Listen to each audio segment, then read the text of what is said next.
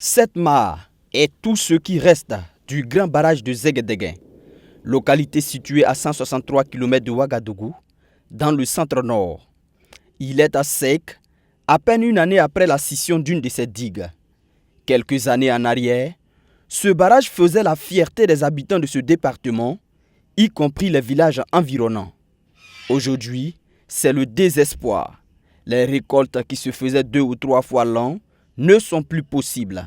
Les pêcheurs ont rangé cannes et filets. Les cultivateurs, eux, voient venir la famine. Depuis que la parcelle est partie, on ne peut plus cultiver du riz.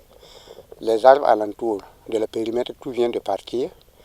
Bon, maintenant, c'est la famine seulement que nous attendons maintenant. Autour de ce barrage, les riverains disposaient de 152 hectares d'espace aménagés où hommes et femmes travaillaient pour gagner leur pitance quotidienne. L'effet immédiat de son assèchement, c'est la cessation de toutes les activités économiques sur tout le périmètre.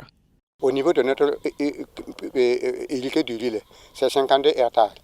Ceux qui travaillent des oignons, des choux, des maïs à alentour, c'est 5 hectares qu'on travaille.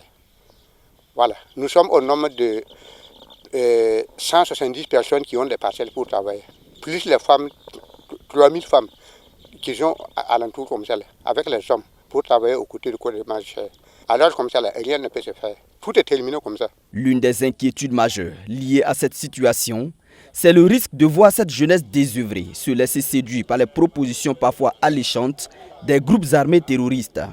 Ceux-là, les plus âgés en sont conscients et ils tirent la sonnette d'alarme. Tous les jeunes là avaient le travail pour travailler. Mais à l'intérieur, là, il y a les jeunes qui travaillent des tomates, des oignons, du maïs. On n'en parle même pas du riz. Parce que c'est dans les sites que nous sommes en train d'arrêter comme ça. Là. Moi maintenant, depuis les 35 ans, là, cette année-là, comme c'est fait comme ça, là, il y a les jeunes qui étaient pour être les bandits. Parce qu'il n'y a pas les travaux. Avec l'arrêt des travaux, nos enfants sont tous partis. Certains sont sur les sites d'orpaillage et nous n'avons pas les nouvelles des autres. Maintenant, nous sommes privés de sommeil. Notre souhait est qu'on répare notre barrage.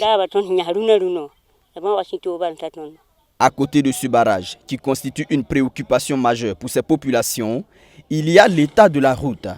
Ici, il est impossible de rouler sur 100 à 200 mètres sans rencontrer un creux. Longue de 35 km, cette route relie Boulssa à Zéguédéguin en passant par Zambanga, Poli, Tamiugou, Tougui, Belga et Yebrakandé. Elle est quasiment impraticable et oblige les usagers à emprunter des voies de contournement. La route n'est pas bonne. Elle tue. S'il pleut, plus rien ne peut venir de Boulssa et vice-versa. Nous sommes tous affamés.